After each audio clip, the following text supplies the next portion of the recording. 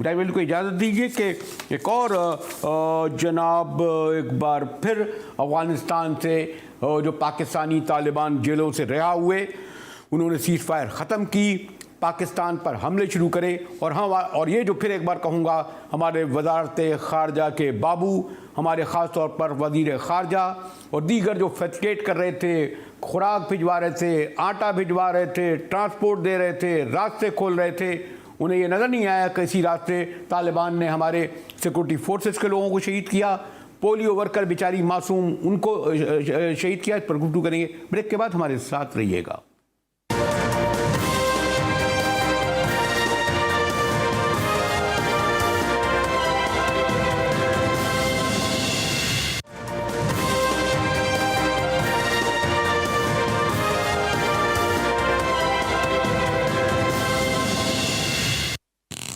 GTV में एक बार फिर मुजाहिद बिलवी आपको खुशामदीद कहता है। और जनाब एक अरसे बाद, बहुत तवील तो नहीं कहूँगा, तालिबान फिर वापस आ गए उन्हीं खुदकश हमलों, उन्हीं धमाकों के साथ। और जब काबुल में आकर हमारे जो गुट तालिबान यानी अफ़गानी तालिबान बैठे थे, उसी में शायद महीना नहीं गुजरा था कि कोयटा में जो धमाका हुआ उसे तहरीक तालिबान पाकिस्तान ने कबूल किया। उसके बाद भी इक्का दुक्का धमाके जो होते रहे वो उन्हें कबूल करते रहे।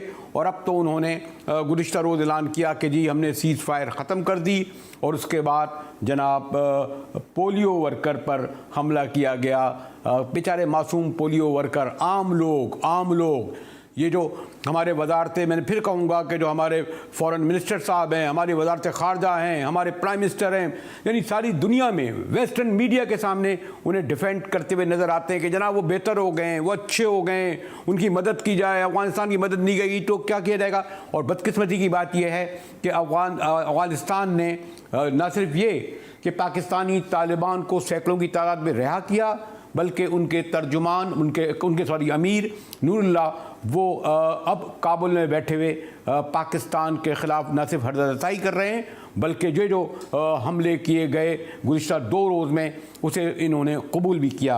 अर्शद चौधरी की बड़ी गहरी नज़र है। मैं तो उनके फैमिली को भी जानता हूँ, लेकिन ख़ास तौर पर हालिया दिनों में अरशद फॉलो करते, जिस दिन धमाका हुआ, जिस दिन एयरपोर्ट पर और उसके बाद भी, और कतर, काबुल, पाकिस्तान, पेशावर पर जो भी तब्दीलियाँ हो रही हैं उस पर इनकी गहरी नज़र है। अरशद, ये जो तहरीक तालिबान पाकिस्तान सामने आ गई और उसके हवाले से पहले तो मुबहम लेकिन वाज़े तौर पर अफ़गान तालिबान के तर्जुमान ने कहा कि हमारा इनसे कोई ताल्लुक़ नहीं है, आप निपटें।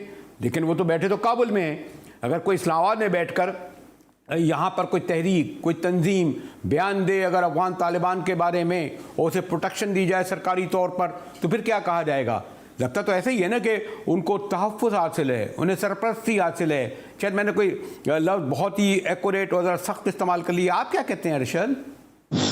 जी, पहले तो एक वजाहत ज़रूरी है कि ज़बीउल्लाह मुजाहिद ने जब ये बात कही कि तहरीक तालिबान पाकिस्तान का इमारत इस्लामी अफ़गानिस्तान से कोई ताल्लुक़ नहीं, वो इनका कोई ग्रुप नहीं, ये बात तालिबान अफ़गानिस्तान के पिछले 20 साल से कहते आ रहे हैं। जब से तहरीक तालिबान पाकिस्तान 2007 में बनी थी, उस वक्त से ये 2 मुख्तलिफ जमातें हैं। अगरचे तहरीक तालिबान पाकिस्तान ने कई दफ़ा बल्कि बारहा ये कहा है कि हम उनके अमीर को अमीर मानते हैं, शेख हैबतुल्लाह को हम अपना अमीर मानते हैं, अमीरुल मोमिनीन मानते हैं, वो हमारे साथी हैं। लेकिन तालिबान जो है अफ़गानिस्तान के, वो वाज़ेह तौर पर कहते हैं हमारा मंशूर इनसे मुख्तलिफ है। हमारी लड़ाई गैर मुल्कियों के ख़िलाफ़, जो इश्ग़ालगर उसको कहते हैं, जो इन्वेडर्स थे, उनके ख़िलाफ़ थी। हम अपने स्टेट के ख़िलाफ़ नहीं बन के उनके लाए हुए लोगों के ख़िलाफ़ लड़ रहे थे। और तहरीक तालिबान जो है वो अपने मुल्क के लोगों के ख़िलाफ़, अपनी हुकूमत के ख़िलाफ़ लड़ रहे थे। तो ये 2 उसमें मेन डिफरेंसेस हैं। उसके बाद फिर ये है कि अभी तक जो काबुल में अफ़गानिस्तान में तालिबान हैं इस्लामी इमारत के, वो अपनी हुकूमत के बारे में, उनके अपने मसाइल हैं, उनके बारे में इतने फ़िक्रमंद हैं कि लोगों के बारे में वो इतना सीरियस नहीं हो सके हैं। अलबत्ता एक जो उन्होंने पेशरफ्त की थी या उन्होंने एक ऑफ़र की थी जिस पे काम अच्छी तरह जा रहा था, बदकिस्मती से वो 2 दिन पहले ख़त्म हो गया। वो पीस प्रोसेस को मीडिएट करने का या जरगे की सालसी करना था। मैं समझता हूं कि पहली बात जब इसमें हुई थी कि सीज़ फायर लाया गया 1 महीने का, ये भी एक बड़ी कामयाबी थी, लेकिन उसको अवेल नहीं किया गया। गलतियां शायद दोनों जानिब से हुई हैं और बेसब्री भी दोनों जानिब से हुई है। अगर कहीं पर कोई उसकी वायलेशंस हुई हैं तो जिस तरह अफ़गान तालिबान करते थे अमरीकियों के साथ कि उन वायलेशंस को जाकर सालिस को रिपोर्ट करते थे या बैठकर बातचीत में उसका इजहार करते थे, यहाँ पर शायद ये चीज़ नहीं हुई है।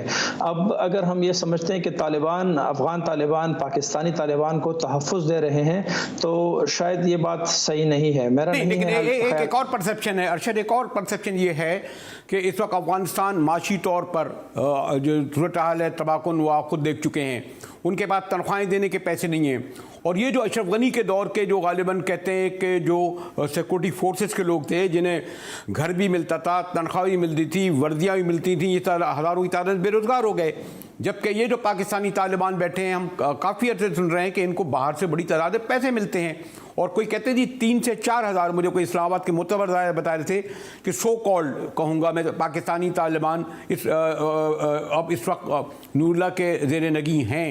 यानी वो मैंने कहा ना, जैसे सिक्योरिटी फोर्सेस के लोग जो बेरोज़गार हुए, जिन्हें कहीं ना कहीं से यानी खाना रोटी चाहिए वो, और उन्हें एक मदद मिले, तो ये वो लोग तो नहीं जिनकी बुनियाद पर अब ये जो पाकिस्तानी तालिबान दोबारा ऑर्गेनाइज हुए हैं और दोबारा एक बार फिर वो ज़बान इस्तेमाल कर रहे हैं जो हम सुनते थे बैतुल्लाह महसूद की, हकीमुल्लाह महसूद की और सब लोगों की।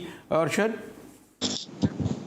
नहीं, मैं नहीं समझता कि वो लोग इनके साथ आएंगे या वो लोग इनकी बातें मानेंगे। मैं समझता हूँ कि टीटीपी खुद भी अब ये रियलाइज़ कर चुकी है कि उनको वो सपोर्ट नहीं मिल रही, उनको वो इमदाद जहाँ से भी आ रही थी वो अब आना बंद हो गई है। और उनके अलावा उनको इस बात का भी एहसास है कि अगर हम इसी तरह अफ़गानिस्तान की सरजमीन से पाकिस्तानी इलाकों पर पाकिस्तानी सिक्योरिटी फोर्सेस पर, जिस तरह आपने मेंशन किया, पिछले 72 घंटे में 7 हमले हो चुके हैं सिक्योरिटी फोर्सेस पर, जिनमें 2 टांक में पोलियो वर्कर्स पर हुए थे।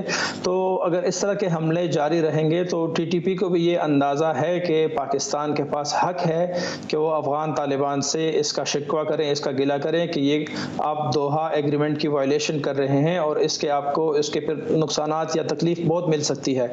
और इसके अलावा जो दूसरी बात है वो ये है कि टीटीपी ये भी समझती है कि अफ़गानिस्तान खुद अपने फाइनेंशियल मसाइल में है, तो उनके मसाइल अगर हल नहीं होंगे तो टीटीपी को कहाँ से फंडिंग आएगी, वो भी एक इशू है। और वो टीटीपी को तो फंडिंग आने के लिए बैठा जो है वहाँ क्या दूर है दिल्ली और क्या है कराबर में, सॉरी टू से, वो तो अगर रास्ते चलते लोगों को पाकिस्तान के खिलाफ हो तो दिल्ली जो है पैसे दे देता है।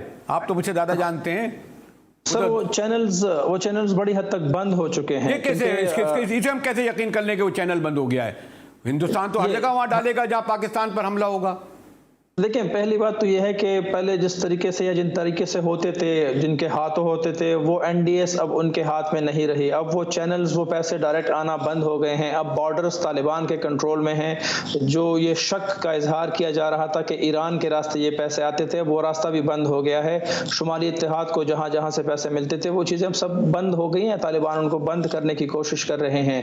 मैं समझता हूँ कि वो अब इंडिया को दूसरी तरफ चली जाएगी, या तो वो चमन बॉर्डर यहाँ लड़कियां अगवा कोयटा से होकर चली गई, काबुल में पहुंच गई हैं। कहां बंद हो गया? चमन बॉर्डर अभी तक खुला हुआ है, आना जाना।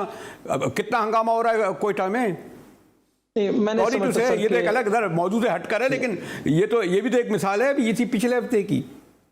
मेरे ख्याल में जो बॉर्डर पर पाकिस्तानी साइड से अब स्क्रूटनी है, जो यहाँ पर से हालात टाइट हुए हैं, उसी तरह तालिबान ने भी अपनी तरफ से हालात टाइट किए हैं। अगर इक्का दुक्का वाकयात फेंस को तोड़कर या कहीं से चोरी छुपे होते हैं तो वो तो 2450 किलोमीटर बॉर्डर को कवर करना ना अफगान तालिबान के लिए पॉसिबल है ना पाकिस्तान के लिए। लेकिन पैसे का इस तरह आसानी से आना बहुत मुश्किल हो गया है। एक आखिरी अगर आपसे सवाल ये कर लूँ कि अभी तक हमारा सॉरी टू से मैं तो अपोलोजेटिक रवैया है, प्राइम मिनिस्टर इमरान खान हो, हमारे वज़ारत ख़ारजा के बाबू हों, और अब हम 5 अरब रुपए शायद हमने इमदाद दी, और भी यानी हम उनको फैसिलिटेट कर रहे हैं, वैसे कह रहे हैं मदद करो कि यहाँ अफगानिस्तान में हो गया। तो ये तो नहीं कि काबुल के तख्त पर बैठकर जो तकब्बुर, बल्कि मुतकब्बर जो हो गए, ये जो हमारे ज़बीउल्लाह मुजाहिद साहब इवन पाकिस्तान में इस्लाम पर ये भी गुफ्तगू करेंगे, पाकिस्तान में इस्लाम नहीं है, हमें वो ये भी सबक पढ़ा रहे हैं। तो ये जो हमारी कमज़ोरी खामी समझ कर क्योंकि मैं नहीं समझता कि काबुल की सरजमीन पर बैठकर पाकिस्तानी तालिबान बगैर अफगानी तालिबान काबुल के तख्त पर बैठ कर तालिबान करके ये कार्रवाई कर सकें। मेरे ख्याल में पहली बात तो ये कि ज़बीउल्लाह मुजाहिद की जो ये बातें हैं उनको एक मौजू से हट कर लिया गया है। जिन मुहतरमा को शुक्रिया बारकज़ई को जो उन्होंने जवाब दिया था वो सवाल इस तरह था कि उनको गुस्सा दिलाने के लिए, लेकिन ज़बीउल्लाह मुजाहिद ने जो जवाब दिया था तो मैं समझता हूँ कि वो वहाँ तक रहे तो बेहतर रहेगा। उसके अलावा हम अगर ये कहें कि अफ़गानिस्तान के तालिबान पाकिस्तान के ख़िलाफ़ हैं या मुतकब्बर हैं तो ऐसे हालात नहीं हैं, क्योंकि अफ़गान तालिबान वाकई हुब्बुल वतन हैं। अफ़गानिस्तान के लोगों में अफ़गानियत बहुत हद तक है, बहुत ज़्यादा वो अपने वतन पर नंग करते हैं, फ़ख्र करते हैं, लेकिन अफ़गान अवाम उनकी अक्सरियत और फिर तालिबान की अक्सरियत ये नहीं भूल सकते कि पाकिस्तान अफ़गान मुहाजिरीन का एक घर था। और जहाँ भी जिसके साथ भी आप बैठे हैं, कई लोगों के साथ जो मैंने नशस्त हुई है तो वो हमेशा यही कहते हैं कि पाकिस्तान ने हमें सर छुपाने की जगह दी हुई थी और अभी तक हमें जगह दे रहे हैं। शुक्रिया अरशद। अगर सॉरी तुझे आखिर में मेरा हक है ये इख्तिलाफ से करूँ कि अगर अफगानों में अफगानियत बहुत है तो क्या मेरी ये पाकिस्तानियत ख़त्म हो गई है कि अफगान की अफगानियत बढ़ाई और पाकिस्तानियों की पाकिस्तानियत कोई नहीं, जिन्होंने लाखों अफगान महाजिन का बोझ